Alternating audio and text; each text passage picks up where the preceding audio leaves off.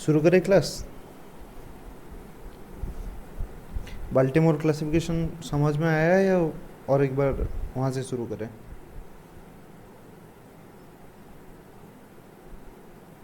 Sir और एक बार शुरू करें। ठीक है। सर रंजित बोल। सर जो सेलुलर इनहिबिशन के लिए कौन सा एंटीबायोटिक यूज होता है? सेलुलर इन्हिबिशन के लिए बहुत सारे एंटीबायोटिक है वहाँ पे। सर ये पाथफाइंडर में जो दिया है वो मतलब जो क्वेश्चन एग्जाम में है उसमें से ये ऑप्शन कोई भी नहीं है।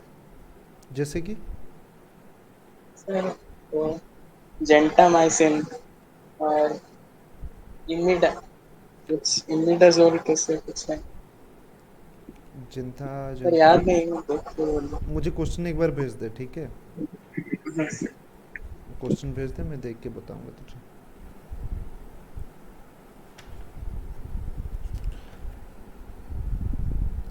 जेंटामाइसिन तो 16S आने के लिए, प्रोटीन सिंथेसिस इनहिबिशन के लिए।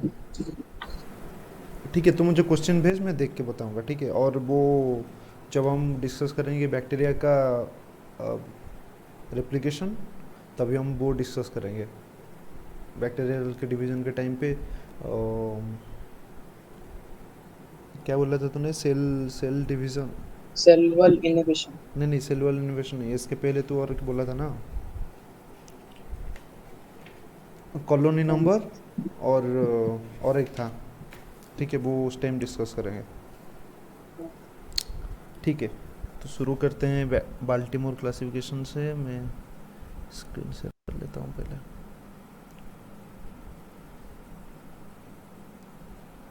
और सुश्री, तेरा नेटवर्क खराब है क्या? हाँ सर। ठीक है सर अब भी ठीक है। ठीक है ठीक है।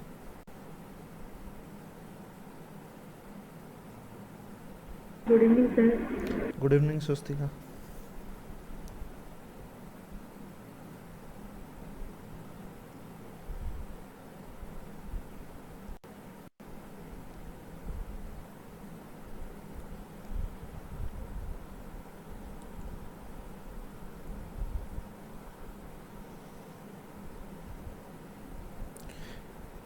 स्क्रीन विजिबल है सबको? हाँ सर।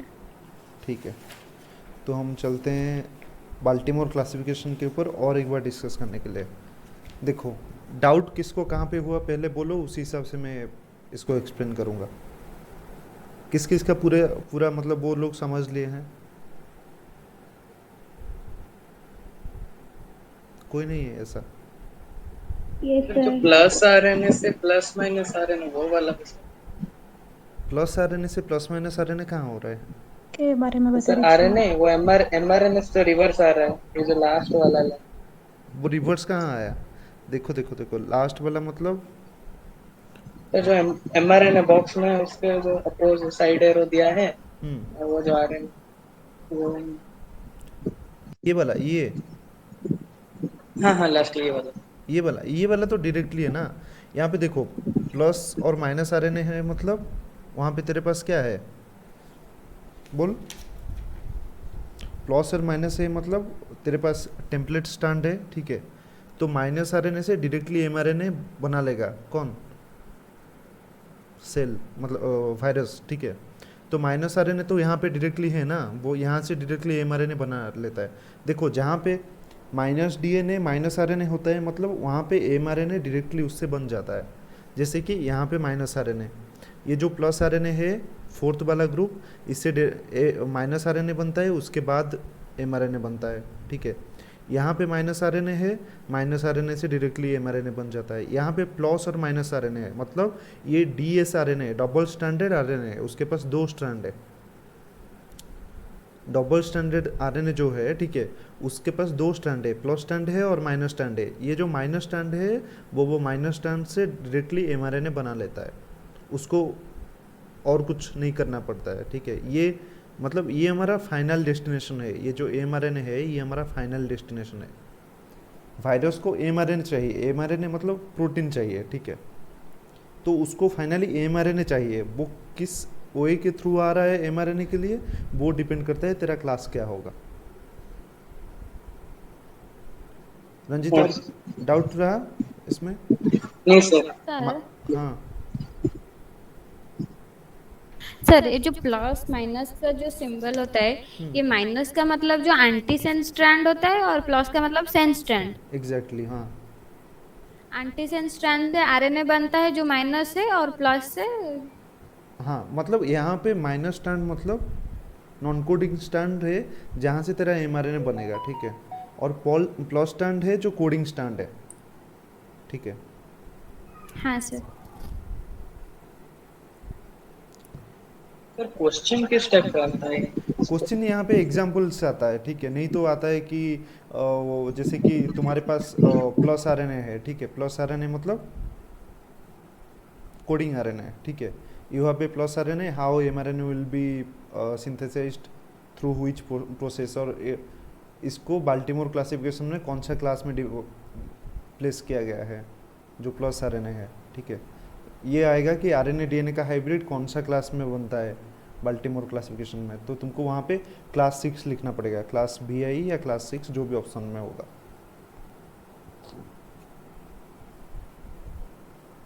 ठीक है। ये तुम्हारा थियोरेटिकली बहुत इंपॉर्टेंट है बाल्टीमोर क्लासिफिकेशन ऑफ वायरस। जैसे कि हमारा एंजियोस्पर्म का कौन सा क्लासिफिकेशन है, बेंथाम हुकर, बेंथम हुकर, एंगलब्रांट। हाँ वो सब है।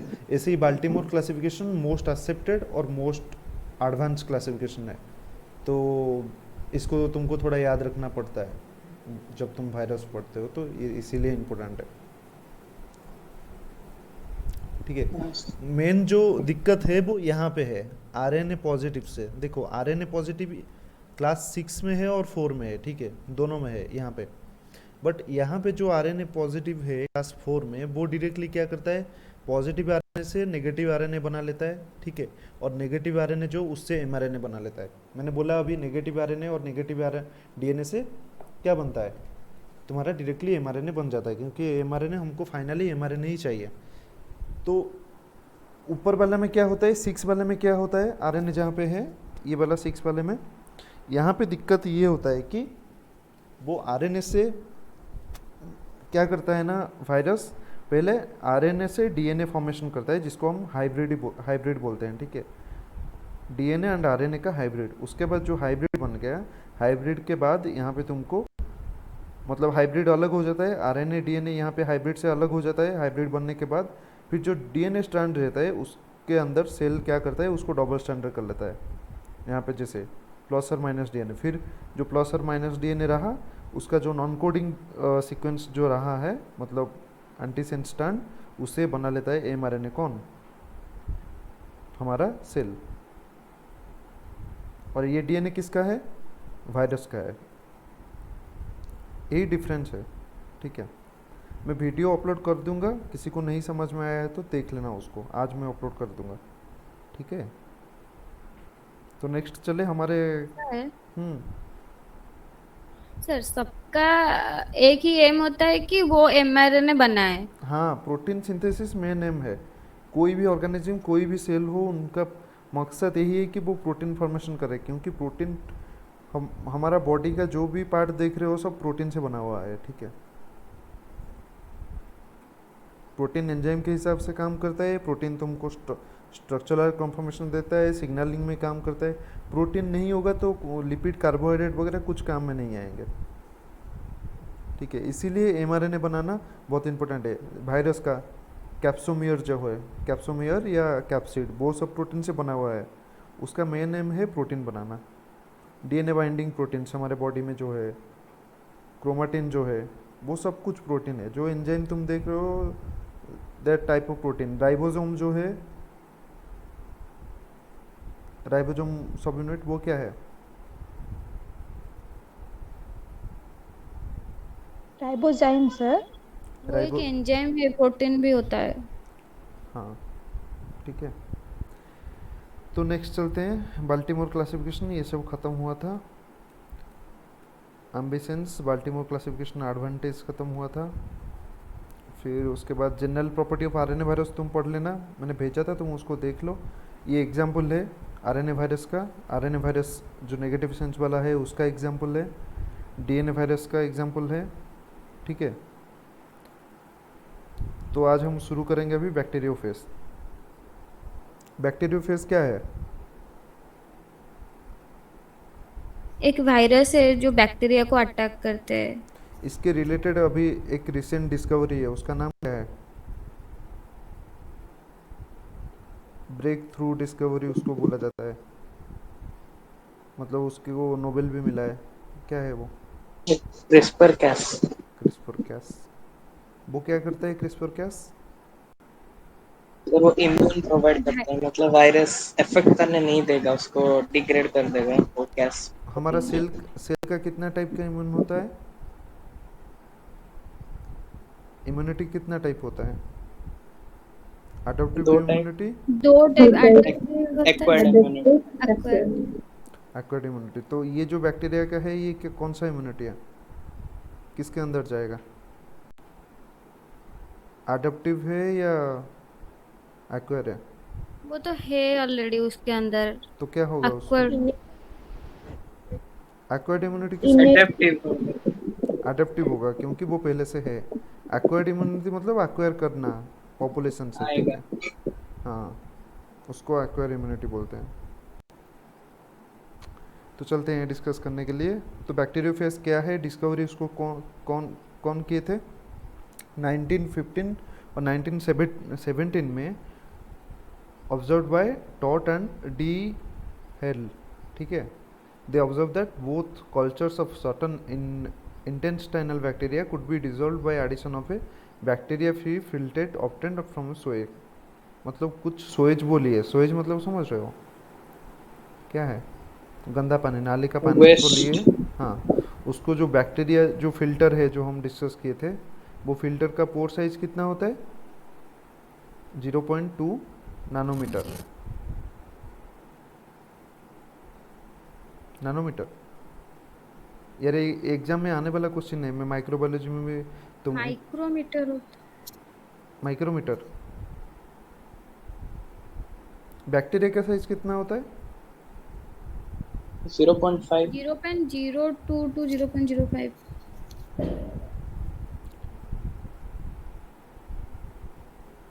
ठीक है।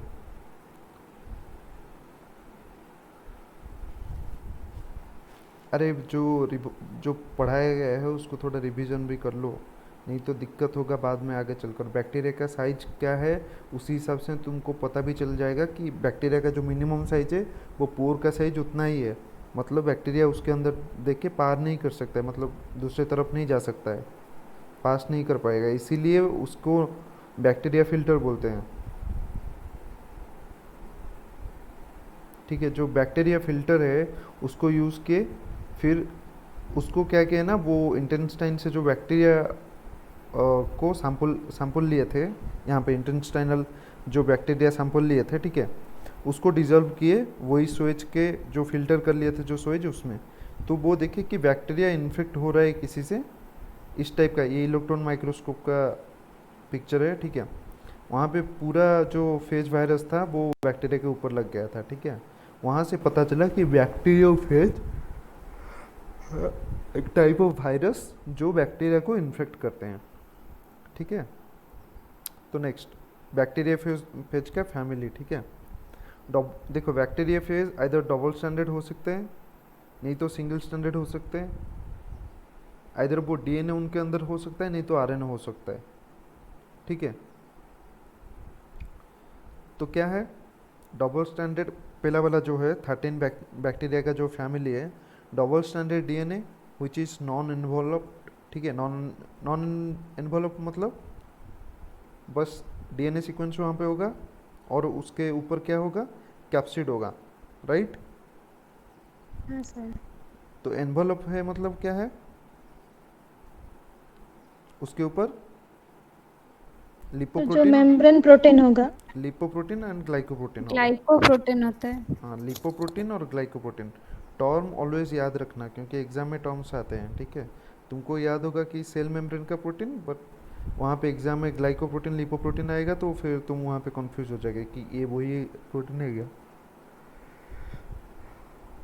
हाँ सर। ठीक है। तो जब जो डबल स्टैंडर्ड डीएनए है वो इन्वॉल्व्ड हो सकता है, नहीं तो नॉन इन्वॉल्व्ड हो सकता है। नॉन इन्वॉल्व्ड होगा तो उसके अंदर कौन से क्लासेस आएगा, फैमिली आएगा, P2 T2। T2 जो फैमिली है उसके पास बहुत सारे टाइप है, जैसे कि T4 T3 है कि नहीं, सुना है कि नहीं है, उसको टी फेज बोलते हैं, राइट। टी हाँ फेज, सर। ठीक है। टी फेज जो है वो क्लासीफाई, उसको क्लास किया गया है T7 तक, मतलब T2 T4 T6 T1 T3।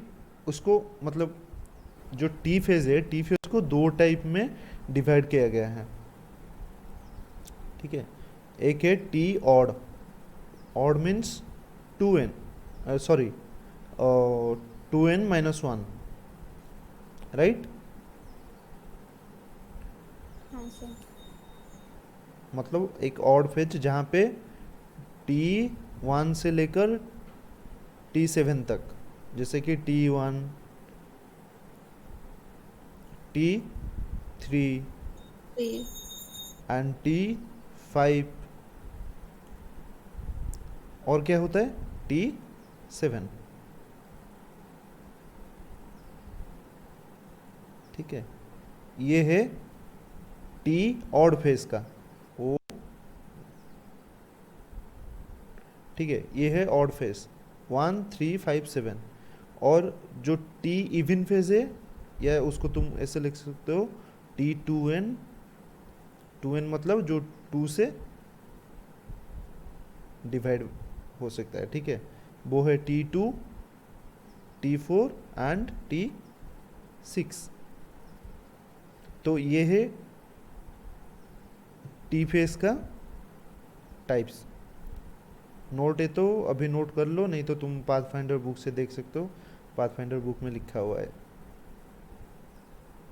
ठीक है। T4 या T6। ऐसे ही वहाँ पे और क्या क्या है, P22 है, PM2 है, SSV1 है, SIRV1 एंड 2 है, ठीक है, एंड PRD1 है। ऐसे ही डबल स्टैंडर्ड इन्वॉल्व्ड डीएनए जिसके पास है, आइदर वो प्लाज्मा वेराइटी है, नहीं तो TTV1 है, लिपोथायरेक्सी वेराइटी। इसमें जो जो जेनेटिक इंजीनियरिंग में बहुत काम में आता है तुमको वो याद रखना पड़ेगा, जैसे कि टी फेज, ठीक है, लैम्बडा X से 174 FD, नहीं तो लैम्बडा फेज, ठीक है। जो डबल स्टैंडर्ड डीएनए है, डबल स्टैंडर्ड डीएनए के अंदर लैम्बडा फेज भी आता है, ठीक है। और जो सिंगल स्टैंडर्ड डीएनए है, यहाँ पे सिंगल स्टैंडर्ड डीएनए, उसके अंदर क्या क्या आता है, M13 FD और थीटा X174, ठीक है। ये सब हमारा किसमें, जेनेटिक इंजीनियरिंग में यूज़ होता है, तो इसका नाम तुम याद रखना, ठीक है। और MS2 जो है वो सिंगल स्टैंडर्ड आरएनए वाला है, इसको भी याद रखना, क्योंकि ये एक ही एग्जाम्पल है, तो ये एग्ज़ाम में कभी कभी आ जाता है। MS2 जो है सिंगल स्टैंडर्ड आरएनए। तो क्या क्या हुआ, पहले टी फेज का बहुत सारे फेजेस है, जैसे कि उसको ऑड एंड इवन में डिवाइड किया गया है। T2 T4 T6 है इवन वाला, और ऑड वाला है T1 T2 T5 and T7, ठीक है। और जो इन्वॉल्व्ड नॉन इन्वॉल्व्ड डीएनए है, वहाँ पे P22 SSV1 एंड PM2 जैसे वायरसेस अवेलेबल है, जो हम एग्रो इन्फ्लिट्रेशन के लिए यूज़ करते हैं, ठीक है। और माइक्रोवेरिडी है जो सिंगल स्टैंडर्ड डीएनए है, ठीक है, M31 FD and theta X174, ठीक है। और क्या है, डबल स्टैंडर्ड डीएनए वाला, इसमें लैम्बडा फेज भी है। डबल स्टैंडर्ड डीएनए जो है, यहाँ पे लैम्बडा फेज भी है। लैम्बडा फेज भी इम्पोर्टेंट है बायोटेक्नोलॉजिकली, ठीक है, लैम्बडा फेज भी है। और सिंगल स्टैंडर्ड जो जिनोम है प्लस सेंस वाला, वहाँ पे क्या है, MS2 एंड जो डबल स्टैंडर्ड आरएनए है वहाँ पे PHI6 ओके, या तुम इसको Psi6 भी बोल सकते हो।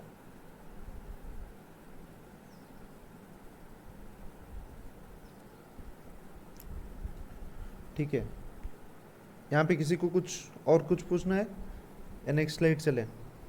याद रखने का है, यहाँ पे कुछ पूछने के लिए नहीं है, बस याद रखो ये लैम्बडा फेज वाला, T phase, type of T phase, ये दो, ठीक है, और P22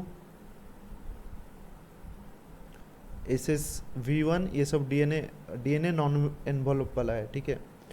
और डीएनए एनवलप वाला क्या है? प्लाज्मा विरिडी एंड TTV1, ठीक है।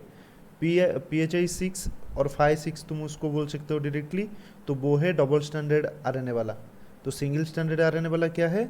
MS2, ठीक है। और सिंगल स्टैंडर्ड डीएनए वाला क्या है? M13 FD Phi X174, ठीक है। ये है इम्पोर्टेंट, ये दो important, M13 and FD।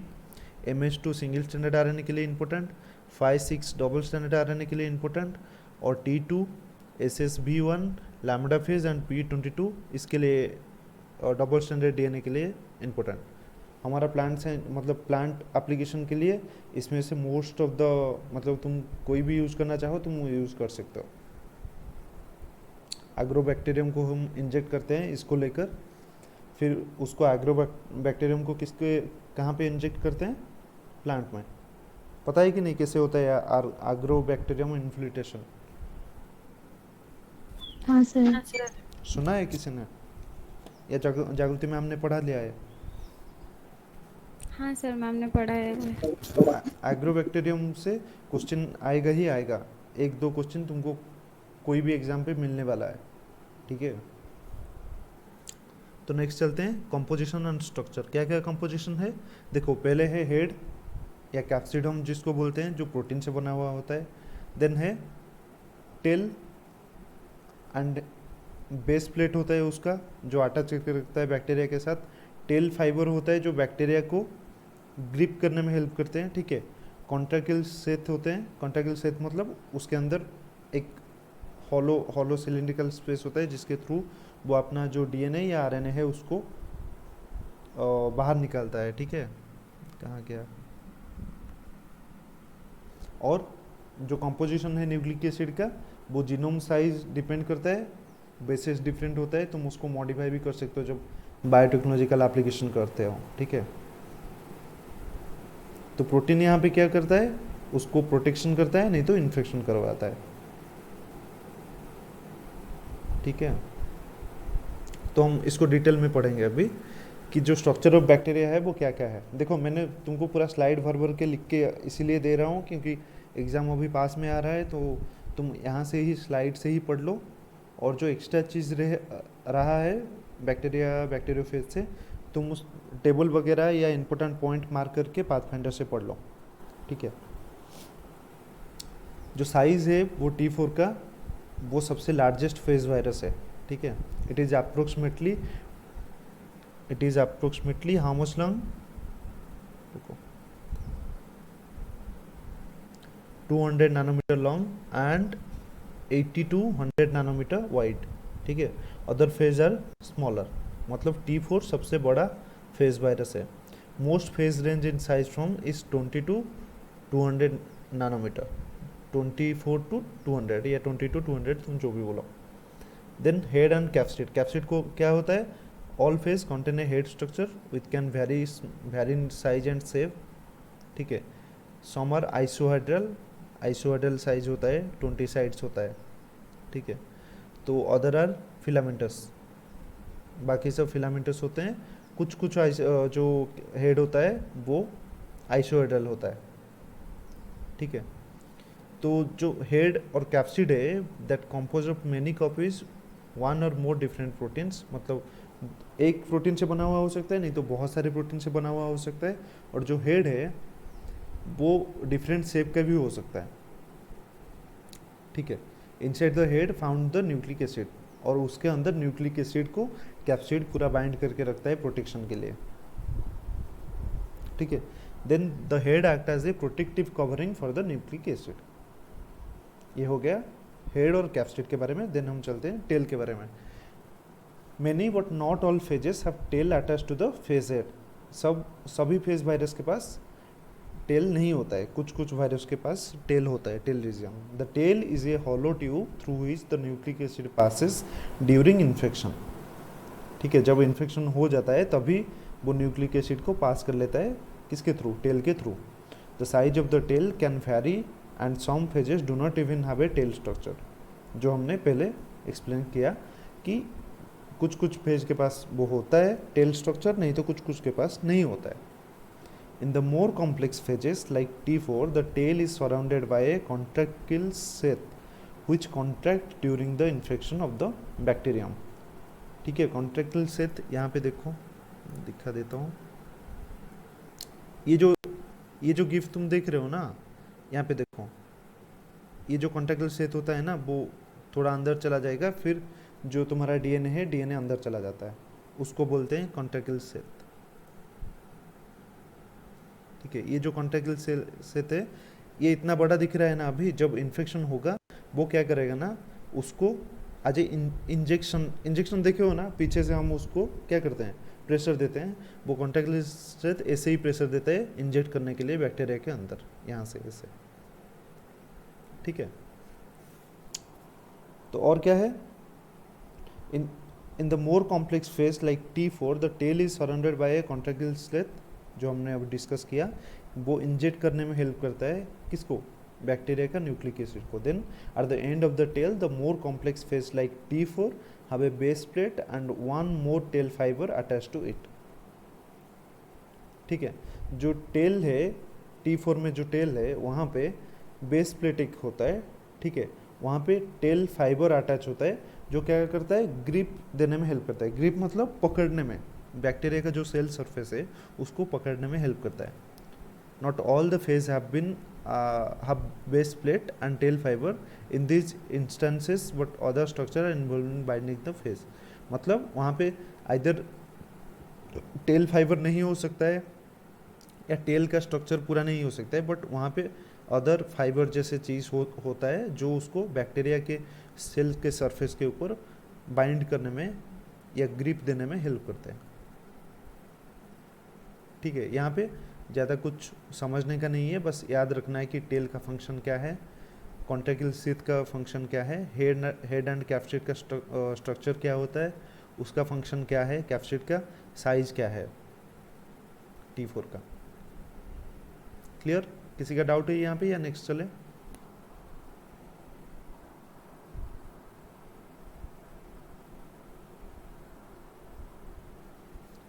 Next चले सर। ठीक है, तो हम नेक्स्ट चलते हैं कि लाइफ साइकिल ऑफ जो बैक्टीरिया फेज का जो लाइफ साइकिल है वो क्या है। यहाँ पे देख रहे हो दो टाइप का लाइफ साइकिल है। ठीक है, एक है लाइटिक लाइफ साइकिल और एक है लाइसोजेनिक। जैसे कि तुमको पता चल रहा है, लाइटिक मतलब लाइसिस। ठीक है, यहाँ पे देख रहे हो ना सेल लाइसिस, मैंने इसलिए कार्टून दिया हुआ है ताकि इंटरेस्टिंग थोड़ा लगे। ठीक है, यहाँ पे क्या होता है ना, जब तुम्हारा जो बैक्टीरिया है, हाँ यहाँ पे क्या होता है ना, जो तुम्हारा बैक्टीरिया है, एक मिनट सर मैं जाऊँ?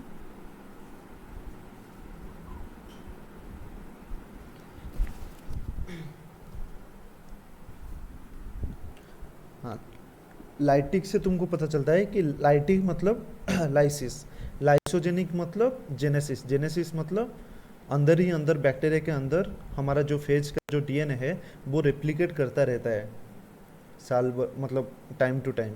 फिर जब उसको ज़रूरत होता है वो फिर लाइटिक साइकिल को चेंज भी हो सकता है। ठीक है, it's like a silence phase. Lysogenic cycle जो है उसको तुम साइलेंस फेज भी बोल सकते हो। ठीक है, जब तक बैक्टीरिया का वायरस का मन नहीं हो वो बैक्टीरिया से निकलता ही नहीं। ठीक है, तो लाइटिक फेज में क्या होता है, लाइटिक फेज में बैक्टीरिया के अंदर बैक्टीरिया अपना डीएनए छोड़ देता है। ठीक है, छोड़ने के बाद वहाँ पे फिर बहुत सारे वायरसेस। सर हाँ यस, सर मैं जाऊँ? सर इधर जोर से बारिश, हवा, बिजली सब हो रही है। ठीक है, तुम जाओ रिकॉर्डिंग देख लेना। ठीक है। कृष्णा है ना हाँ कौन? सर।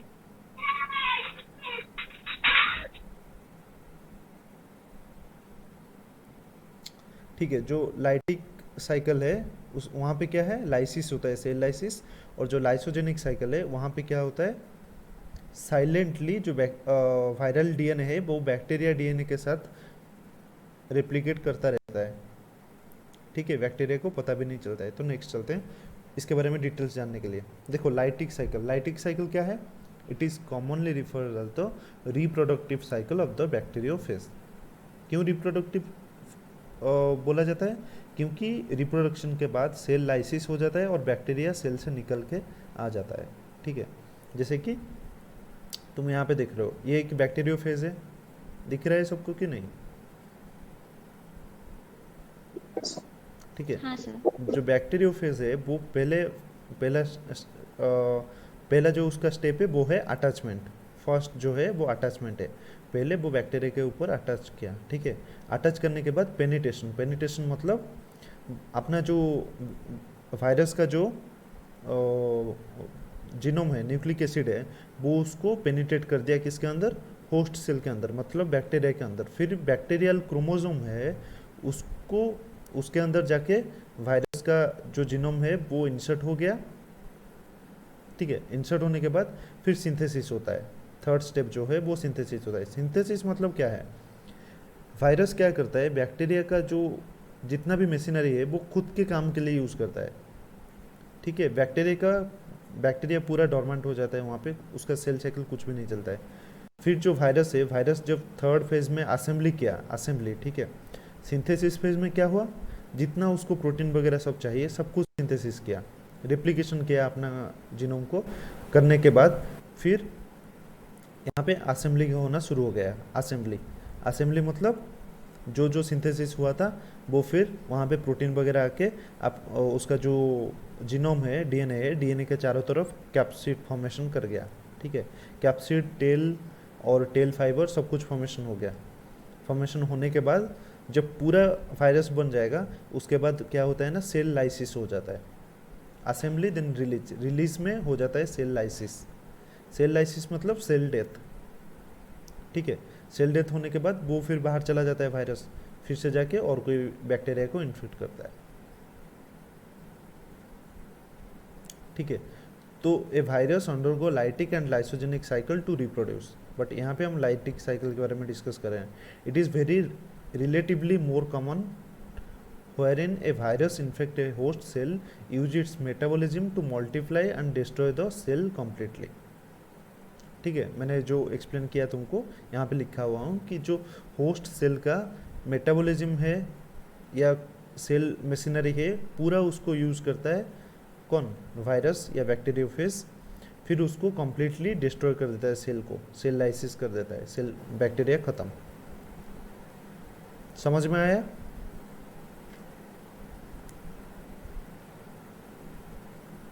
हाँ सर। ठीक है, तो नेक्स्ट चलते हैं। इसके बारे में मैंने पूरा तुमको यहाँ पे हाँ बोल रंजित। सर ये सेल को बिना मारे रिलीज नहीं हो सकता? नहीं, रिलीज कैसे होगा, इतना बड़ा मॉलिक्यूल है ना, मतलब रिलीज होने के लिए देख उसका डीएनए या आरएनए होगा, मतलब जो जेनेटिक मटेरियल होगा वो रिलीज हो जाएगा। बट उसका जो प्रोटीन कैप्सोमियर के साथ वो 200 नैनोमीटर का होगा तो वो कैसे रिलीज होगा, वो तो बहुत बड़ा मॉलिक्यूल हो जाएगा ना, राइट। तो बैक्टीरिया को सेल तो सिर्फ जेनेटिक मटेरियल चाहिए ना, but genetic material without protection तो नहीं रह पाएगा ना बाहर। कैप्सिड नहीं होगा तो जेनेटिक मटेरियल तो डिग्रेड हो जाएगा ना, समझ रहा है? इसीलिए कैप्सिड चाहिए। जब कैप्सिड जेनेटिक मटेरियल के चारों तरफ वो कैप्सिड फॉर्मेशन हो जाता है कैप्सोमियर से, तभी वो बहुत बड़ा स्ट्रक्चर हो जाता है। विदाउट सेल लाइसिस वो निकल नहीं सकता। ठीक है, तो पहला स्टेप है हमारा अटैचमेंट में क्या होता है, जस्ट फॉर ए रिव्यू में बोल रहा हूँ। A virus require a host cell for multiplication. In first step a virus attach itself into the host cell. The virus may attach itself on the receptor of the cell or simply any other part of its surface। ठीक है, In some cases, small part of the virus attached to the host instead of the virus itself. ठीक है, जैसे कि tell attach हुआ तो वो एक स्मॉल पार्ट ही है, पूरा वायरस अटैच होने का कोई ज़रूरत नहीं होता है। इधर वो रिसेप्टर ऑफ द सेल, मतलब सेल के जो बैक्टीरिया सेल का जो रिसेप्टर है वहाँ पे बाइंड कर सकता है, नहीं तो कोई भी पार्ट में बाइंड कर सकता है। ठीक है, सेकेंड स्टेप है पेनिट्रेशन। पेनिट्रेशन में क्या होता है, once attached the virus gain the access to the cell body by breaking through the cell plasma membrane. In some cases the cell wall tail fiber virus and enzyme released by its help in breaking through the same। मतलब यहाँ पे क्या होता है second point में, in some cases the cell wall tail fibre of the virus and enzymes released by it help in breaking through the same. मतलब जो cell wall है उसको ब्रेक करने के लिए कभी कभी जो सेल टेल फाइबर है वो हेल्प करता है, एलोंग विथ कुछ एंजाइम होता है वायरसेस के पास। ठीक है, जैसे कि रेस्ट्रिक्शन एंजाइम या रिवर्स ट्रांसक्रिप्टेज, वो वहाँ पे सिग्नलिंग हिसाब से काम कर सकते हैं, नहीं तो सेल वॉल को डिग्रेड करने में हेल्प कर सकते हैं। फिर वो उसके अंदर घुस जाता है क्या, nucleic acid. Then the virus then release its genetic material into the host cell, the cell is now said to be infected. ठीक है, एग्रोबैक्टीरियम इन्फिल्ट्रेशन में हम क्या करते हैं, बस फेज वायरस को लेते हैं, हमारा जीन उसके अंदर इंसर्ट करके एग्रोबैक्टीरियम को इन्फेक्ट कर देते हैं। इन्फेक्ट करने के बाद क्या होता है, फिर हम उसको वहाँ पे किसके जो प्लांट में इंजेक्ट करना होगा वहाँ पे इन्फिल्ट्रेट कर देते हैं। ठीक है, यही पेनिट्रेशन वहाँ पे हम भी यूज़ करते हैं पेनिट्रेट करने के लिए, किसको, फेस को एग्रोबैक्टीरियम के अंदर। Then seizure of cell mechanism, मतलब जितने भी सेल मैकेनिज्म है, डीएनए सिंथेसिस, आरएनए सिंथेसिस, कोई भी मेटाबॉलिक एक्सप्रेशन हो, ठीक है, सब कुछ कौन क्या होता है, सब कुछ फ्रीज हो जाता है जब वायरस एंटर करता है, मतलब वायरस उसको सब फ्रीज करके खुद यूज़ करने लगता है। देखो यहाँ पे दो सिचुएशन हो सकता है, डीएनए इंजेक्ट होता है तो क्या होता है, आरएनए इंजेक्ट होता है तो क्या होता है। एक सेकेंड, मैंने मिसप्लेस कर दिया है इसको।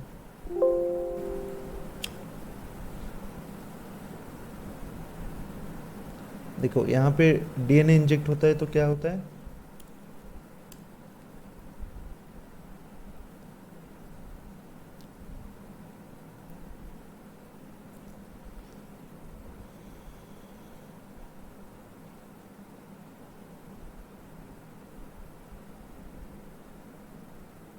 ठीक है, डीएनए इंजेक्ट होता है तो क्या होता है, the virus of DNA transcribe itself into mRNA molecule.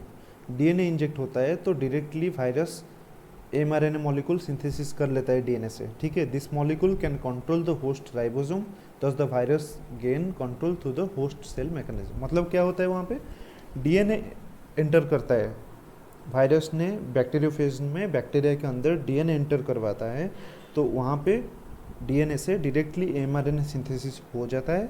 MRNA synthesis होने के बाद जो मॉलिक्यूल है, ठीक है, जो एमआरएनए से जो प्रोटीन सिंथेसिस हुआ वो होस्ट का जो राइबोसोम है उसको कंट्रोल करता है। फिर जो होस्ट का राइबोसोम है वो आता है किसके पास, वायरल डीएनए के पास आता है।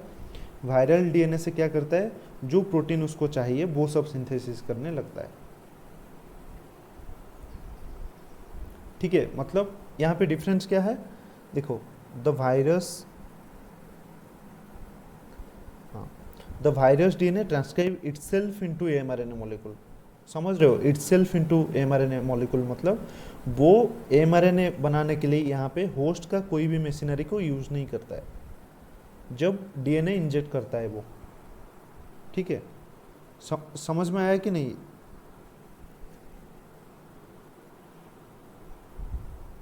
तो फिर वो हाईजैक नहीं करेगा।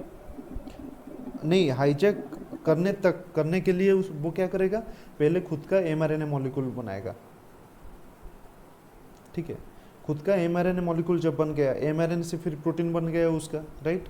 जो प्रोटीन बन गया वो प्रोटीन आके फिर होस्ट का जो राइबोसोम है उसको क्या करेगा, कंट्रोल करेगा। उसके बाद फिर हाईजैक शुरू होगा। ठीक है, समझ में आया? डीएनए इंजेक्ट होता है तो क्या होता है? हाँ सर। ओके, तो ऐसे ही वायरस जो है वो सेल मैकेनिज्म को हाईजैक करता है। देन आरएनए इंजेक्ट होता है तो क्या होता है? आरएनए इंजेक्ट होता है तो वहाँ पे रिवर्स ट्रांसक्रिप्टेज होता है, ठीक है। An enzyme called reverse transcriptase transcribe the virus RNA into DNA. जो हम डिस्कस किए कि आरएनए डीएनए हाइब्रिड, यही है आरएनए डीएनए हाइब्रिड, ठीक है। ये है RNA DNA hybrid if RNA inject होता है तो। This DNA is again transcribed into mRNA molecule, ठीक है। दिस डीएनए अगेन समझ, डीएनए से क्या होता है? डीएनए से डायरेक्टली एमआरएनए मॉलिक्यूल फॉर्मेशन होता है, बट जब आरएनए इंजेक्ट होता है, आरएनए से डीएनए बनता है रिवर्स ट्रांसक्रिप्टेज से, फिर जो डीएनए है डीएनए से क्या होता है? एमआरएनए मॉलिक्यूल फॉर्मेशन होता है। समझ में आया डिफरेंस क्या है डीएनए इंजेक्ट होने में, आरएनए इंजेक्ट होने में? हाँ सर। ठीक है। Then does it take over the mechanism. उसके बाद फिर जैसे कि नॉर्मली होता था वैसे ही हो जाता है। उसको बस एमआरएनए मॉलिक्यूल तक पहुंचना है। जब एमआरएनए मॉलिक्यूल तक पहुंच गया, उसके बाद वायरस ने क्या किया? अपना प्रोटीन सिंथेसिस कर लिया। फिर वो प्रोटीन आके क्या करेगा? जो होस्ट सेल का राइबोसोम है उसको कंट्रोल करेगा। फिर पूरा होस्ट का मतलब होस्ट का जितने भी सेल मशीनरी है वो सब स्टॉप हो जाएगा काम करना, क्योंकि वायरस वो राइबोसोम को लेके यूज करने लग जाएगा। ठीक है। तो फोर्थ नंबर स्टेप क्या है? Now that the genetic material as well as the viral part are replicated and the host cell mechanism assemble new virus from starch, the capsid are assembled। मतलब वही जो है हम जो डिस्कस किए। बस यहाँ पे 2 पॉइंट डिस्कस करना था कि डीएनए इंजेक्ट होता है तो क्या होता है, आरएनए इंजेक्ट होता है तो क्या होता है। ये बात ये याद रखना कि डीएनए इंजेक्ट, आरएनए इंजेक्ट होता है तो क्या होता है। अच्छे अच्छे यूनिवर्सिटी में यही क्वेश्चन को थोड़ा घुमा के वो पूछ लेते हैं कि if you inject A RNA bacteriophage, a bacteriophage containing a RNA, then what is the following procedure? Correct the choose option। तो तुमको वहाँ पे पता होना चाहिए कि जब तुम RNA virus inject, RNA bacteriophage inject कर रहे हो, वो क्या करता है? आरएनए से डीएनए बनाता है, डीएनए से एमआरएनए बनाता है। बट जब तुम डीएनए इंजेक्ट करते हो वहाँ पे डीएनए से एमआरएनए बनता है। तो वहाँ पे तुमको ये पता नहीं होगा, तुम सोचोगे कि डीएनए से आरएनए कैसे बनेगा। या एग्जाम में ये भी पूछ सकते हैं कि रिवर्स ट्रांसक्रिप्टेज एंजाइम जो है वो कैसे हेल्प करता है एमआरएनए फॉर्मेशन में। ठीक है, ये भी पूछा सर। हाँ। सर सारे जो वायरस होते हैं उनके पास तो रिवर्स ट्रांसक्रिप्टेज एंजाइम नहीं होता है ना। नहीं होता है। तो जिसके पास नहीं होता है वो कैसे, वो जिसके पास ये एंजाइम नहीं होता है पर आरएनए होता है तो वो हाँ, क्या करते हैं? वो नेगेटिव आरएनए सिंथेसिस कर लेंगे। जो पॉजिटिव आरएनए उनके पास होगा उससे वो नेगेटिव आरएनए सिंथेसिस कर लेंगे, फिर नेगेटिव आरएनए से डायरेक्टली एमआरएनए। सर तो फिर ये आरएनए से डीएनए क्यों बनाते हैं, डीएनए से फिर आरएनए बनाते हैं, फिर प्रोटीन बनाते हैं? क्या क्या क्वेश्चन पूछा? सर ये जो रिवर्स ट्रांसक्रिप्टेज एंजाइम जिसके पास होता है तो उनके पास आरएनए होता है, तो वो आरएनए से नेगेटिव आरएनए क्यों नहीं बनाते कि देखो, उनसे प्रोटीन वो बना सकते हैं? क्या होता है कि नेगेटिव आरएनए बैक्टीरिया वायरस को फर्स्ट बहुत जल्दी इन्फेक्ट करने में हेल्प करेगा, ठीक है। बट जो नेगेटिव आरएनए होगा वो कम टाइम के लिए रहता है। आरएनए मोर अनस्टेबल होता है ना डीएनए से। जब वायरस को बहुत टाइम तक इन्फेक्शन कराना रहता है, ठीक है, तो वो क्या करते हैं ना, उस टाइम आरएनए, जैसे कि एचआईवी वायरस, ठीक है, उसके पास रिवर्स ट्रांसक्रिप्टेज होता है, तो वो क्या करता है ना, बॉडी में बहुत दिन तक रहता है, 10 साल तक आजे एड्स के एचआईवी के हिसाब से रहता है। उसके बाद एड्स होता है, या मैं भूल गया एड्स होता है या एचआईवी होता है, ठीक है, ऐसे ही कुछ। जब वायरस को एक बॉडी में ज़्यादा दिन सस्टेन करने के लिए होता है, उस टाइम वो डीएनए को यूज़ करता है, नहीं तो वो जनरली डीएनए को यूज़ नहीं करता है।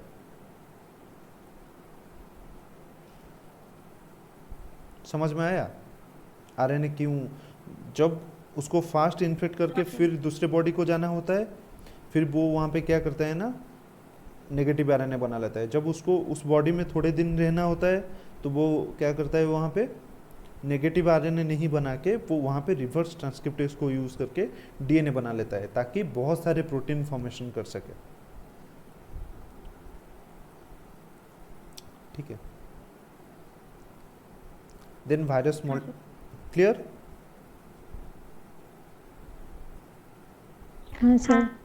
ठीक है, then virus multiplication and cell destruction. Cell destruction, देखो वायरस मल्टीप्लाई कर गया, उसके बाद फिर उसका कैप्सिड फॉर्मेशन हो गया, कैप्सोमेयर सिंथेसिस हो गया, उसके बाद कैप्सिड बन गया किसके ऊपर, न्यूक्लिक एसिड के ऊपर। न्यूक्लिक एसिड के ऊपर कैप्सिड बनने के बाद वायरस क्या करेगा, फिर रिलीज होने का कोशिश करेगा, वही ये वायरस मल्टीप्लिकेशन हो गया। Then cell destruction, cell lysis करके वो रिलीज हो जाता है। ठीक है, क्लियर। नेक्स्ट चले। हाँ सर। या और किसी का कोई क्वेश्चन है?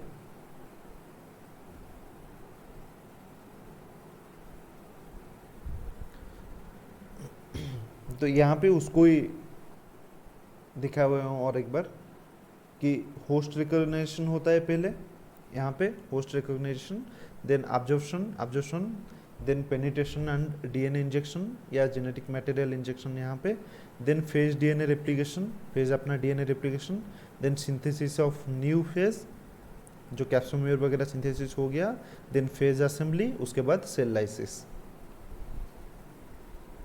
ठीक है, लाइटिक साइकिल इतना ही है। और किसी को कुछ पूछना है लाइटिक साइकिल से? तो वहाँ पे कुछ टर्म्स है जो तुम याद रख सकते हो, जैसे कि ब्रस्ट साइज। ठीक है, जो average number of phase particle, एक सेल से जो average number of phase particle निकलेगा उसको हम ब्रस्ट साइज बोलेंगे, BURST साइज। ठीक है, वहाँ पे कितना होता है, 50 to 100 होता है। मैं यहाँ पे लिख दे रहा हूँ 50 to 100 वायरसेस होते हैं जो निकलते हैं लाइसिस के बाद, 50 to 100।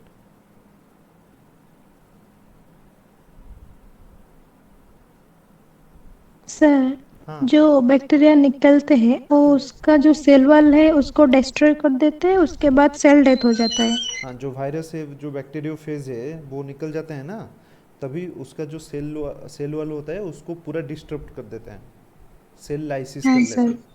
या वो मुझे देखना पड़ेगा कि इधर वो लाइसोजोम को एक्टिव करते हैं, लाइसोजोम को एक्टिव करेंगे तो वो भी खुद दिक्कत में आ जाएंगे ना, इसीलिए शायद वो लाइसोजोम को एक्टिव नहीं करते हैं, बट सेल को, मतलब सेल वॉल को ब्रस्ट कर देते हैं।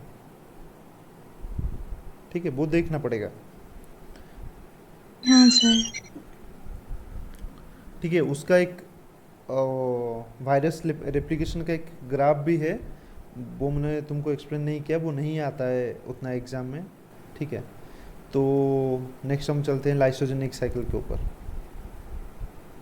चले? हाँ सर। ठीक है, लाइसोजेनिक साइकिल में मेनली 3 स्टेप होता है। क्या होता है? Penetration, replication of genetic material, then cell division. यहाँ पे जैसे कि तुम पिक्चर में देख रहे हो, देखो हाँ, यहाँ पे क्या होता है, ये फेज वायरस है। ठीक है, बैक्टीरियोफेज है, वो इन्फेक्ट किया किसको, बैक्टीरिया को इन्फेक्ट करने के बाद जब अटैचमेंट हो गया, फिर यहाँ पे अपना जो जेनेटिक मटेरियल है ये उसको पेनिट्रेट कर दिया। राइट, दिख रहा है कि सबको? नहीं, पेनिट्रेट सर। करने के बाद वहाँ पे एक प्रोफेज होता है। ठीक है, प्रोफेज में क्या होता है, जो जीनोम होता है वो होस्ट जीनोम के साथ इंटीग्रेट हो जाता है जाके। देखो, phase DNA integrates into the bacterial DNA, यहाँ पे इंटीग्रेट हो गया। इंटीग्रेट होने के बाद जितना भी बैक्टीरिया का डिवीजन होगा उसके साथ वो डिवीजन होता जाएगा, बट जो वायरस है कुछ अपना प्रोटीन सिंथेसिस नहीं करेगा, ये याद रखना। देखो, जो लाइटिक साइकिल था, लाइटिक साइकिल में क्या होता था, जो बैक्टीरियोफेज था वो अपना प्रोटीन वगैरह सिंथेसिस करता था, बट यहाँ पे इसीलिए इसको साइलेंट फेज भी बोला जाता है। जो लाइसोजेनिक फेज है, ठीक है, उसको साइलेंट फेज भी बोला जाता है। क्यों? क्योंकि वहाँ यहाँ पे जो जीन है वो बस रेप्लिकेट करके ज़्यादा हो रहा है। तो यहाँ पे फ़ायदा क्या होगा? बैक्टीरिया का जो इम्यून सिस्टम है लाइसोजेनिक साइकिल में वो उतना एक्टिव नहीं हो पाता है, उसको पता नहीं चलता है, क्योंकि उसका जो डीएनए है वो तो होस्ट डीएनए के अंदर ही है कि नहीं? फिर जब मान के चलो बैक्टीरिया के डिवीजन से एक ही टाइम पे, रुको दिखा देता हूँ, मान के चलो लाइसोजेनिक लाइटिक साइकिल में मान के चलो 20 to 50 कितना था, सॉरी 50 to 100, ठीक है। लाइटिक साइकिल में 50 to 100 क्या होता था? बैक्टीरियोफेज निकलते थे एक इन्फेक्शन से, 1 इन्फेक्शन से 100 फेज वायरस निकलते थे, ठीक है। ये सेवरल मिनट्स भी हो सकता है, मतलब एक बैक्टीरिया को ख़त्म करके फिर वो ट्रांसफ़र होंगे, मतलब कहाँ पे और किसी बैक्टीरिया को इन्फेक्ट करेंगे, तो वहाँ पे सेकेंड जनरेशन में और एक बैक्टीरिया को इन्फेक्ट करेंगे तो कितना आएगा? वो डिपेंड करता है एनवायरमेंटल कंडीशन कि वो वायरस के लिए सही है कि नहीं है। देखो यहाँ पे क्या होता है ना, लाइटिक साइकिल में 1 जनरेशन के बाद ये जो 100 से रहा, 100 से 50 to 60% वो ऐसे ही कहाँ पे मतलब रह जाते हैं, डॉर्मेंट हो जाता है, तो 40 रह गया, ठीक है। तो जब 40 रह गया, 40 इन्फेक्ट करेगा, मतलब 40 सेकेंड जनरेशन में इन्फेक्ट करेगा, मतलब 40 इंटू कितना होगा? 100, राइट? होगा कि नहीं होगा? यस, नहीं समझ में आ रहा है ये? सर और एक बार, ठीक है, देखो ये है लाइटिक साइकिल।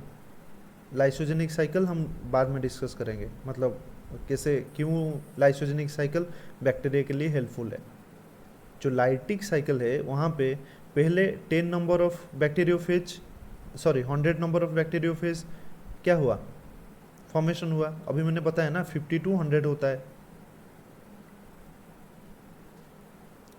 रुको, हाँ सर। ये जो डिस्ट्रप्शन हुआ ना यहाँ पे असेंबली एंड रिलीज, यहाँ पे 100 हुआ, 100 बैक्टीरियोफेज रिलीज होंगे, ठीक है। ये जो 100 रिलीज होंगे इसमें से क्या होंगे? 60% हो जाएंगे डॉर्मेंट, क्योंकि एनवायरमेंट के वजह से, तो 40% इन्फेक्ट करेंगे। मान के चलो कि 40% इन्फेक्ट करेंगे, ठीक है। 40% इन्फेक्ट करेंगे तो जो 40% इन्फेक्ट करेंगे आइदर वो एक बैक्टीरिया को कर सकते हैं या 10 बैक्टीरिया को कर सकते हैं। तो मैक्सिमम चांसेस यहाँ पे कितना रहा? 40 इंटू 10, 40 इंटू 10 कितना होगा? 400 बैक्टीरियोफेज, राइट? मतलब सेकेंड जनरेशन के टाइम तक 400 बैक्टीरियोफेज रिलीज होंगे। जैसे कि देखो मैं ये बोल रहा हूँ कि एक सेल को इन्फेक्ट किया गया है यहाँ पे। अरे रिप्लाई दो तभी तो मुझे समझ में आएगा, तुमको समझ में आ रहा है कि नहीं? हाँ सर। ये एक सेल है, एक सेल से 100 इन्फेक्शन हुआ, मतलब 100 बैक्टीरियोफेज जो वायरस है वो रिलीज हुए, राइट? 100 से 40 किसी और एक सेल को इन्फेक्ट करेंगे, राइट? मतलब 100 से 40 काम के रहेंगे। नहीं समझ में आया ये 40 वाला चीज?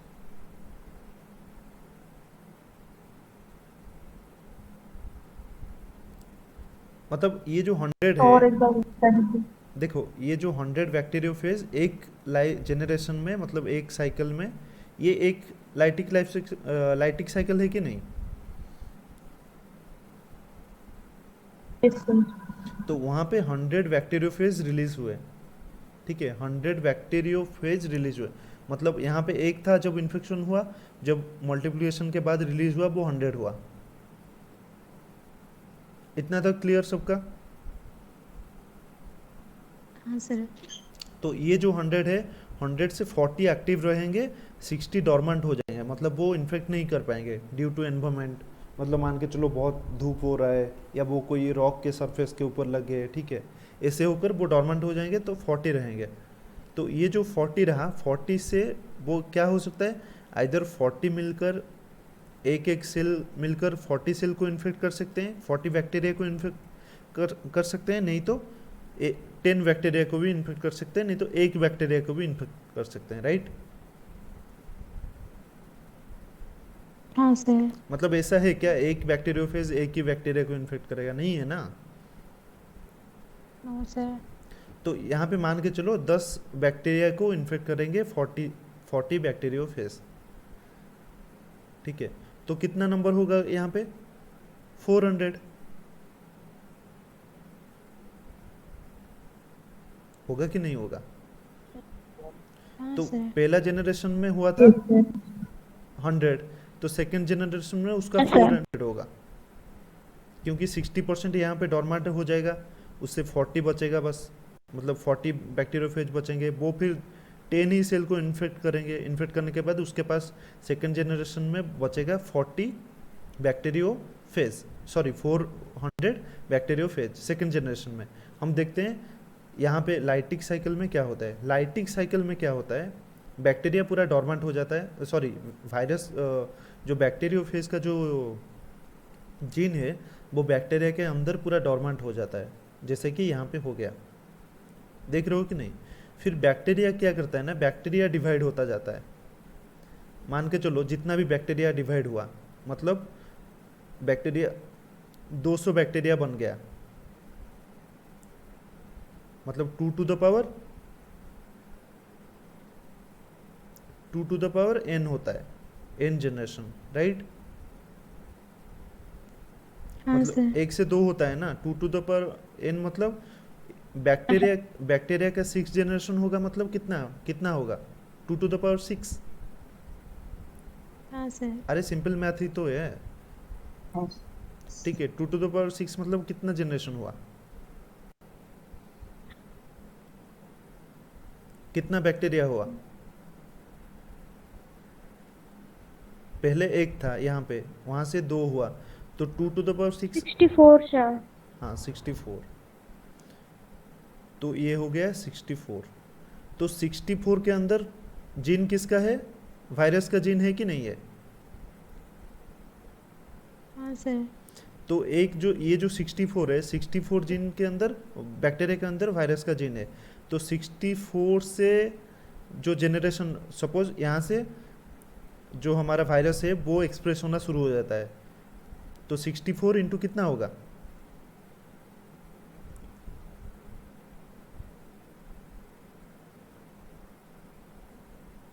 बोलो। पता, मैंने लाइटिक यहाँ पे बताया ना तुमको कि एक जनरेशन में 100 बैक्टीरियोफेज रिलीज होते हैं, क्योंकि वो साइलेंस फेज है ना। साइलेंस फेज के बाद जब तक वो लाइटिक साइकिल में एंटर नहीं करता है वो रिलीज नहीं हो पाएगा, वो ऐसे ही साइलेंस होगा। हम आगे चलकर डिस्कस करेंगे उसको, ठीक है। तो 64 इंटू 100 बैक्टीरियोफेज मतलब कितना हुआ, 6400। समझ रहे हो फायदा क्या है वायरस को, बैक्टीरियोफेज को। यहाँ पे वो डायरेक्टली 60,400 कॉपी बना लिया अपना। तो ये है फायदा बैक्टीरिया का, वायरस का, ये है फायदा।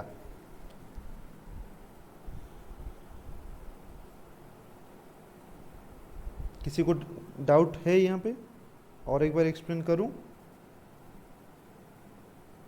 सर। सर वो जो लास्ट में 100 इंटू उसको थोड़ा देखो, मैंने क्या बताया, एक बैक्टीरियोफेज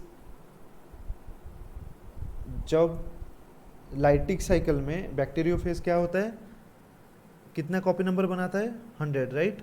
50 to 100, हाँ 50 सर। to 100। तो यहाँ पे जो लाइसोजेनिक साइकिल है, यहाँ पे लाइसोजेनिक जो साइकिल है, लाइसोजेनिक साइकिल तो साइलेंस साइकिल है ना, मतलब यहाँ पे बस जीन रेप्लिकेट होते जाता है। बट जब एक्सप्रेस होता है जीन, तब तो वायरस पूरा, मतलब जो बैक्टीरियोफेज है वो तो पूरा बनेगा ना, बनेगा कि नहीं। तो हाँ सर। लाइसोजेनिक साइकिल के बाद फिर लाइटिक साइकिल शुरू होता है, याद रखना, लाइटिक साइकिल लाइसोजेनिक साइकिल के बाद फिर से शुरू होता है।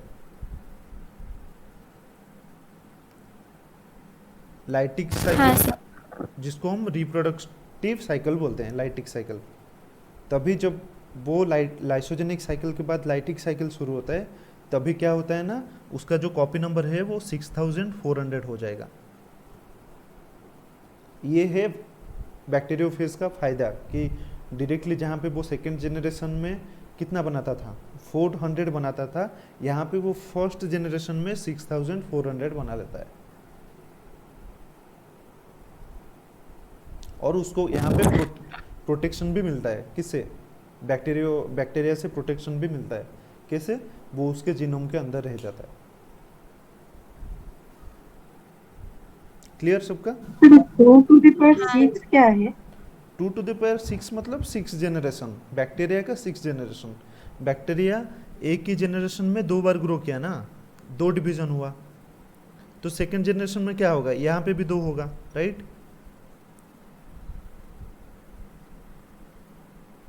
बैक्टीरिया या बैक्टीरियोफेज? बैक्टीरिया, नॉट बैक्टीरियोफेज, क्योंकि बैक्टीरियोफेज का जो जीन है वो तो यहाँ पे इंसर्ट हो गया है ना यहाँ पे, तो वो साइलेंटली डिवाइड करता रहता है, किसके साथ? बैक्टीरिया के साथ, एक्सप्रेस नहीं होता है।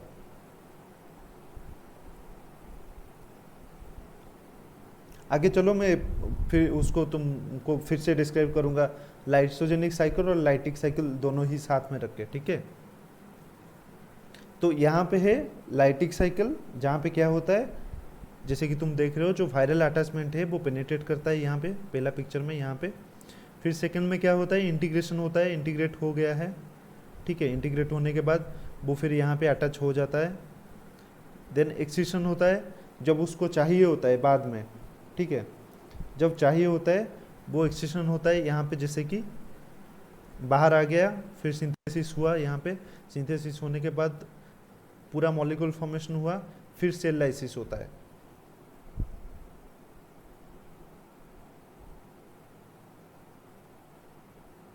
ठीक है, यहाँ से यहाँ तक था तुम्हारा हाँ लाइसोजेनिक हाँ फेज, सर। यहाँ तक था लाइसोजेनिक फेज, यहाँ से लाइटिक फेज शुरू हो गया, ये है लाइटिक फेज, यहाँ से शुरू हो गया। जब तुम्हारा बैक्टीरिया के अंदर सिंथेसिस होगा, कौन?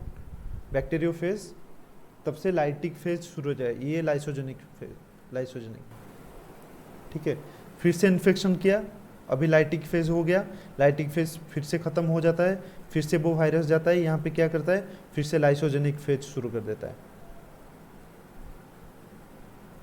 फिर से जीनोम में इंटीग्रेट हो गया, फिर से इंटीग्रेट होके रहने के बाद फिर से कुछ करेगा।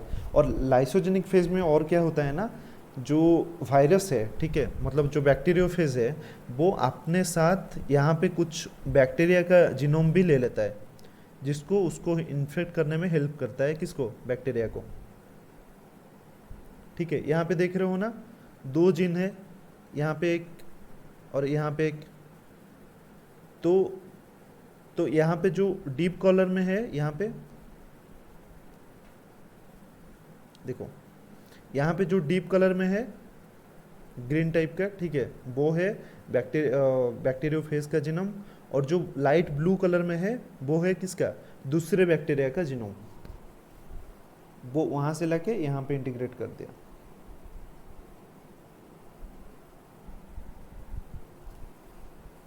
ये वाला पॉइंट समझ में आया सबको? क्लियर?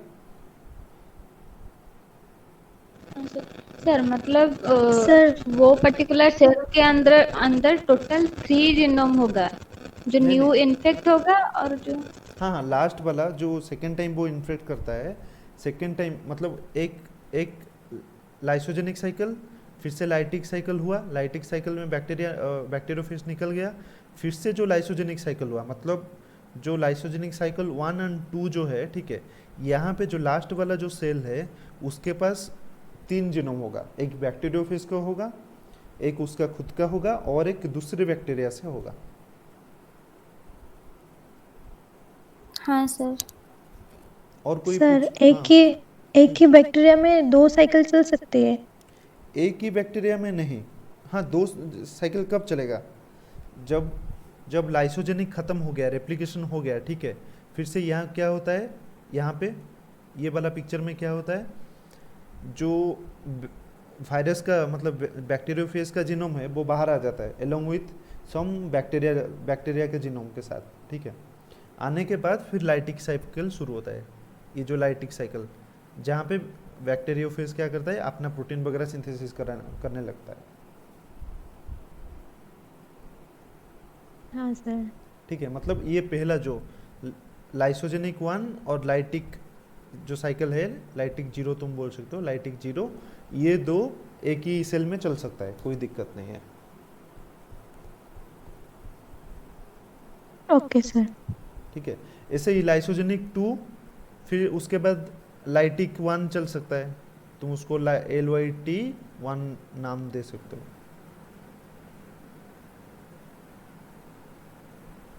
ठीक है, समझ में आया कि नहीं आया? क्लियर सबका? हाँ सर।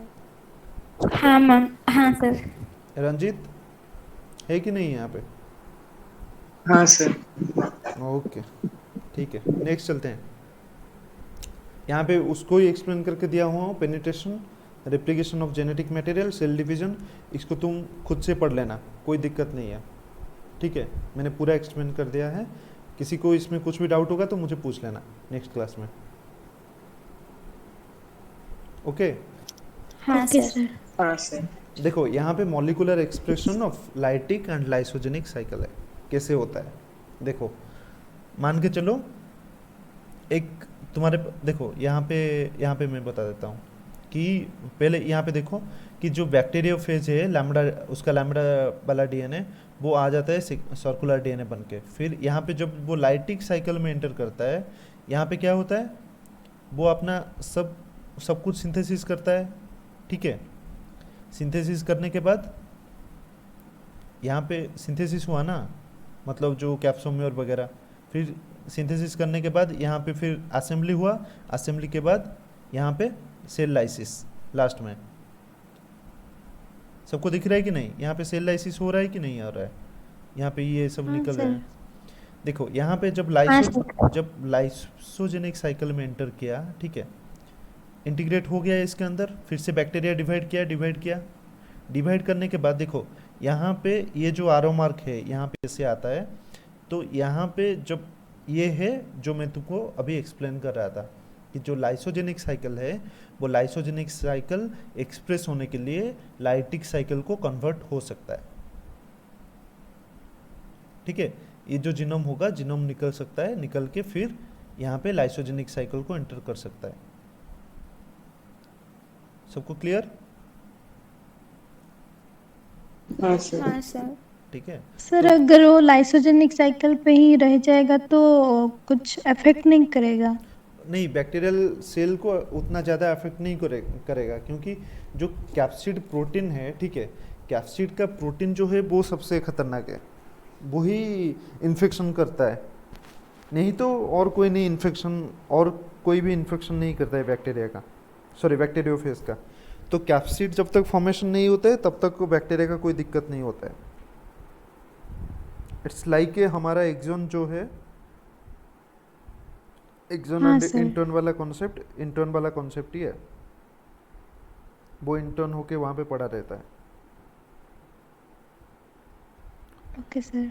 तो यहाँ पे क्या होता है, इमीडिएट अर्ली जीन एक्सप्रेशन। और भी तुम ऐसे भी बोल सकते हो, कोई भी मतलब वो मान के चलो एक जीन के अंदर वो इंसर्ट हो गया, तो प्रोटीन तो अदर प्रोटीन ही आएगा ना, प्रोटीन सीक्वेंस तो डिफरेंट होगा पूरा, ना वो बैक्टीरियल होगा ना वो वायरल होगा। तो वो बैक्टीरिया क्या करेगा, उसको लगेगा कि फॉरेन प्रोटीन है तो उसको सेल लाइसिस कर देगा, मतलब लाइसिस जो लाइसोजोम को भेज देगा, लाइसोजोम जाके वो डिग्रेड हो जाएगा, तो वो दिक्कत नहीं होगा। इसीलिए तो बैक्टीरिया आराम से डिवाइड कर पाता है, जो उसको जितना दिन रहना है रहने दो, कोई दिक्कत नहीं है। ठीक है, हाँ सर। तो यहाँ पे जीन एक्सप्रेशन देखो, जीन एक्सप्रेशन में क्या है, यहाँ पे जो जीन है, ठीक है, ये जो CRO एंड C22 रीजन है वही डिफाइन करता है कि वो लाइसोजेनिक साइकिल होगा या लाइटिक साइकिल होगा। ये यहाँ पे जो मार्क दिया हुआ है, ठीक है, यहाँ पे देख रहे हो ना तुम, देखो हाँ सर।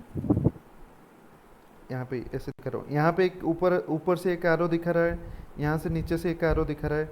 इसका मतलब है C1 जो रीजन है यहाँ पे प्रोमोटर के हिसाब से काम करता है। मतलब C1 से इस तरफ हो सकता है क्या, gene synthesis, gene expression, C1 से इस तरफ जीन एक्सप्रेशन होता है। ये दो डिफरेंट प्रोटीन के लिए एक्सप्रेस होता है। देखो PL PR लिखा हुआ है। PL मतलब प्रोमोटर लेफ्ट, PR मतलब प्रोमोटर राइट, ठीक है। तो PL के तरफ सिंथेसिस होगा तो वो होता है कि delayed early expression of gene expression होता है, जहाँ पे उसको पता चलता है कि लाइसोजेनिक साइकिल में हमको अभी एंटर करना है।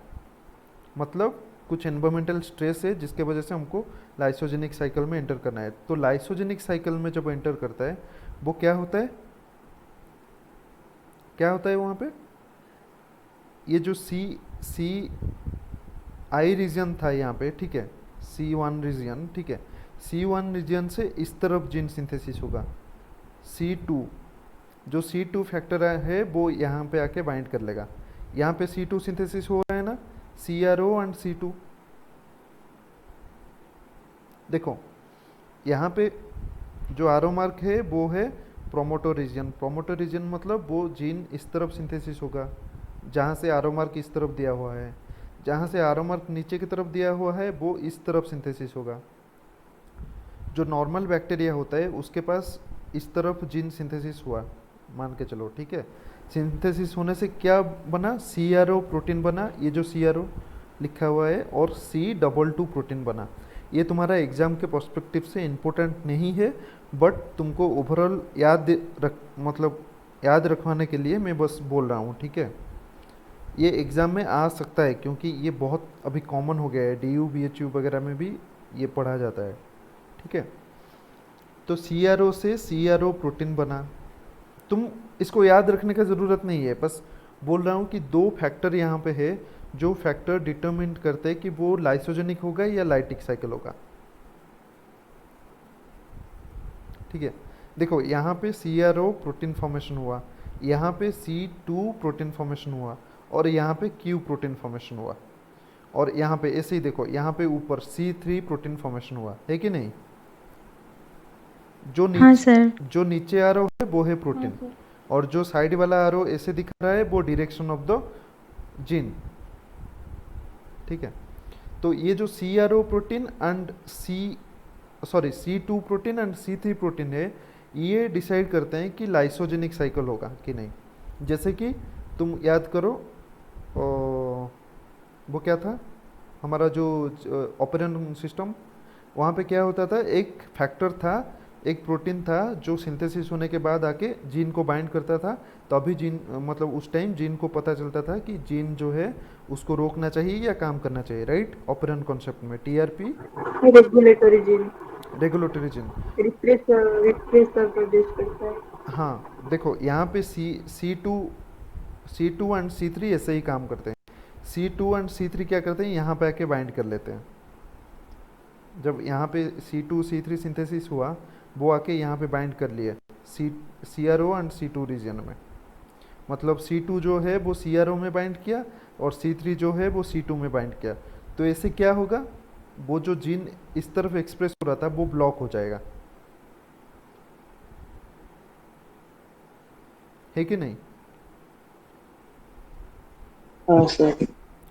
तो ऐसे ही क्या होगा, जब यहाँ पे ये ब्लॉक हुआ, ये जो हमारा जो CRO मतलब Q जो फॉर्मेशन हुआ था, इसके मतलब C2 और C3 यहाँ पे बाइंड होने के वजह से पूरा जो जीन है वो फंक्शन करना बंद कर देगा। इसका मतलब क्या है, ये है लाइसोजेनिक साइकिल, जहाँ पे जो बैक्टीरिया है, बैक्टीरियोफेज है, उसका जीन पूरा साइलेंस हो गया।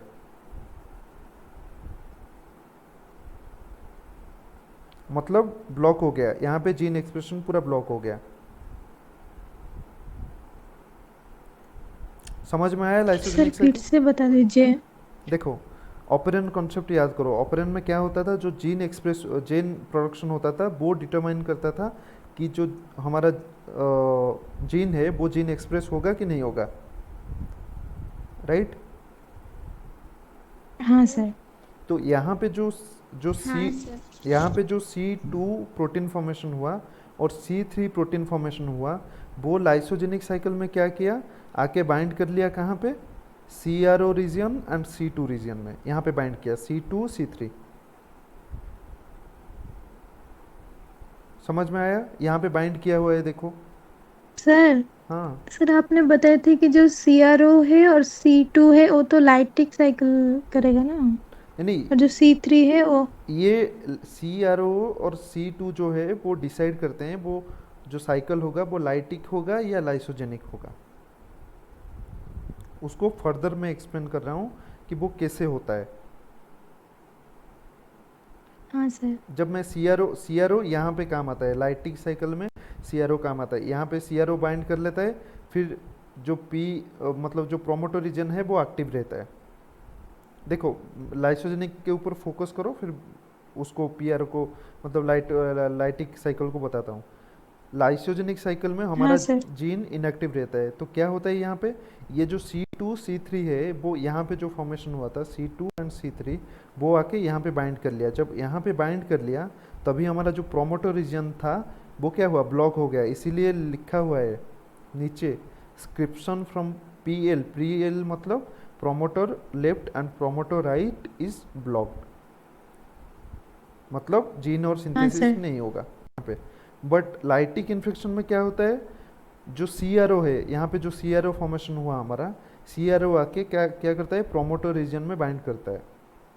बाइंड करने के बाद क्या होता है, यहाँ पे देखो ऐसे आरो मार्क दिया गया है, मतलब PL and PR are both active.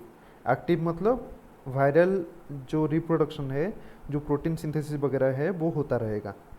फिर लाइटिक साइकिल, जैसे यहाँ पे लाइटिक साइकिल कंटिन्यू होता है। फिर लाइसोजेनिक साइकिल में ये जो ब्लॉक होके रहा है C2 C3 प्रोटीन के वजह से यहाँ पे, वो क्या होता है, जब लाइटिक साइकिल में उसको एंटर करना होता है वो ये C2 C3 को रिमूव कर देता है प्रोमोटर रीजन से। रिमूव कर देने सर Q का क्या रोल होता है? क्यू का रोल अभी तुमको नहीं चाहिए, just forget it. Bus queue से एक प्रोटीन होता है वो लिखा हुआ है, तुमको याद रखना है कि C2 C3 और CRO जो है वो मेन फैक्टर है यहाँ पे। Okay sir. ठीक है, यहाँ पे क्या होगा ना, लाइसोजेनिक साइकिल में जो लाइसोजेनिक साइकिल कंटिन्यू हो रहा है ना, तो ये C2 C3 को रिमूव कर देगा और CRO को लाके यहाँ पे बाइंड कर देगा, तभी लाइसोजेनिक से लाइटिक साइकिल में कन्वर्ट हो जाएगा। This is the basic concept कैसे जीन एक्टिव होता है, मतलब बैक्टीरिया के अंदर बैक्टीरियोफेज का।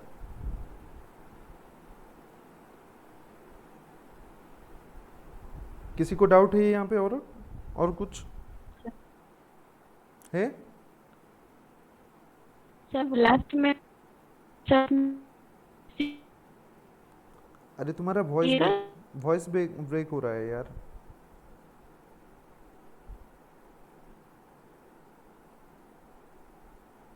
पूछो क्या पूछ रहे थे और एक बार। सर हम्म। सर वॉइस अभी आ रही है? हाँ हाँ हाँ, आ रहा है। सर लास्ट में जो C3 होता है तो वो रिमूव हो जाएगा, C2 के साथ CRO आके बाइंड कर जाएगा, तो लाइसोजेनी से लाइटिक साइकिल में फिर से चला जाएगा। देखो ये जो C2 एंड C3 यहाँ पे नीचे है वो प्रोटीन है, ये जो ऊपर है वो जीन है। जीन और प्रोटीन के बीच में कंफ्यूज मत हो।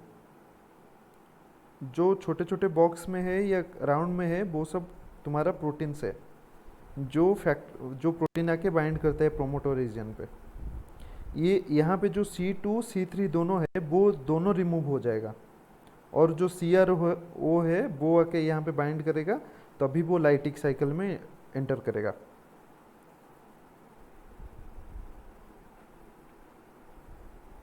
हाँ सर। क्लियर? सबका क्लियर? हाँ सर। हाँ सर। तो ये ऐसे ही है, मतलब वो lytic cycle and lysogenic cycle के बीच में क्या डिफरेंस है ये तुम देख लेना अच्छे से, इसमें कुछ ज़्यादा देखने का नहीं है। बस वो जीन वाला पोर्शन थोड़ा याद रखना। और यहाँ पे ये वाला लाइटिक कैसे होता है लाइसोजेनिक से, तो लाइसोजन इसको पूरा कवर कर लेना, पढ़ लेना, ठीक है। The lysogenic cycle sometime refer as to temperate और नॉन वायलेंट इन्फेक्शन या साइलेंस इन्फेक्शन, जो भी तुम बोलो, ठीक है। And does not kill the host cell, इसको पढ़ लेना, मैंने सब एक्सप्लेन कर दिया है तुमको, ठीक है। तो नेक्स्ट चलते हैं डिफरेंसेस। डिफरेंसेस में ज़्यादा कुछ नहीं है, इसको तुम खुद से पढ़ लो। डिफरेंस को कुछ याद नहीं आएगा तो मैं उसको क्लास में पूरा डिस्कस कर लूँगा, ठीक है। इसमें कुछ नहीं है, मैंने सब कुछ तुमको एक्सप्लेन करके रखा है, तुमको बस यहाँ पे थोड़ा थोड़ा याद रखना पड़ेगा, ठीक है। स्टेजेस क्या होता है, 5 स्टेजेस, यहाँ पे 6 स्टेजेस। वायरल डीएनए रेप्लिकेशन कैसे होता है, रेप्लिकेशन ऑकर्स इंडिपेंडेंटली, यहाँ पे होस्ट डीएनए के साथ मिलके होता है। वायरुलेंस यहाँ पे लाइटिक साइकिल में वायरुलेंस शो करता है, लाइसोजेनिक साइकिल में वायरुलेंस शो नहीं करता है। Time short period, lysogenic cycle long period, ऐसे ही है नॉर्मल डिफरेंसेस, ठीक है। तो ये है क्रिस्पर कैस9 वाला चीज़ जो हम नेक्स्ट क्लास में डिस्कस करेंगे अच्छे से। क्रिस्पर कैस9 शुभम सर ने पढ़ाया हुआ है क्या? No sir. ठीक है, हम डिस्कस करेंगे क्रिस्पर कैस9, ठीक है। हाँ सर। कल कल हाँ सर। कल जागृति मैम शायद क्लास लेंगे, फिर नेक्स्ट क्लास में हम डिस्कस करेंगे, नहीं तो किस दिन एक स्पेशल क्लास रख लेंगे, ठीक है, ताकि कवर हो जाए हमारा जल्दी जल्दी। फिर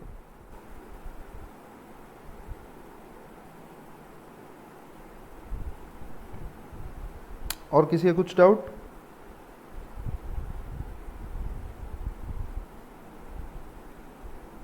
नहीं सर। ठीक है, वेट करो, सरस्वती मैम आएंगे, क्लास लेंगे।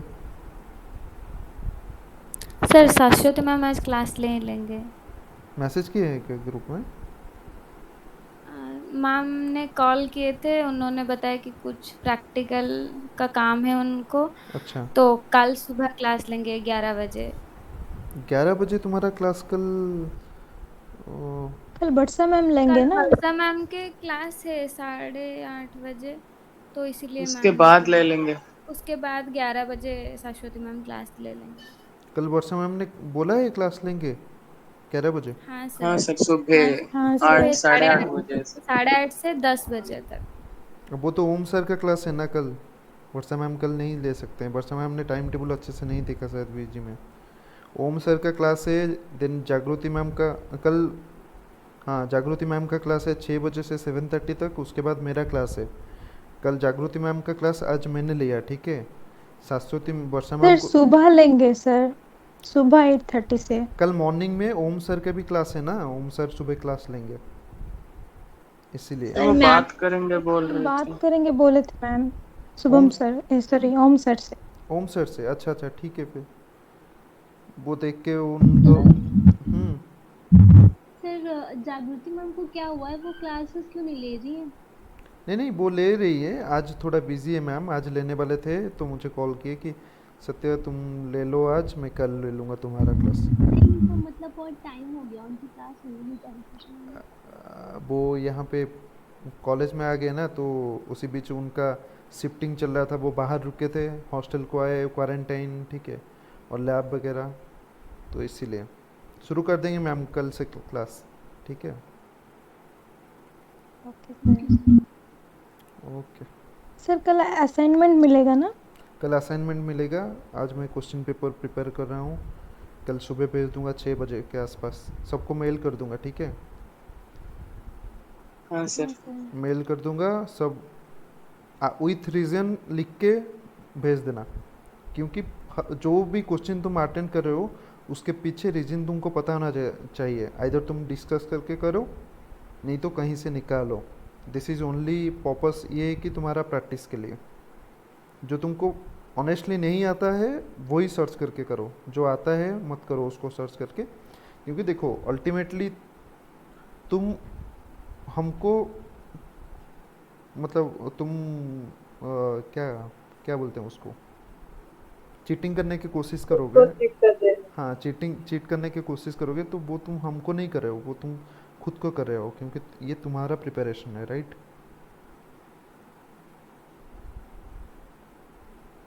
हम जिस मोटिव से तुमको पढ़ाने के लिए आए हैं वो मोटिव हमारा रहना चाहिए, बस यही है।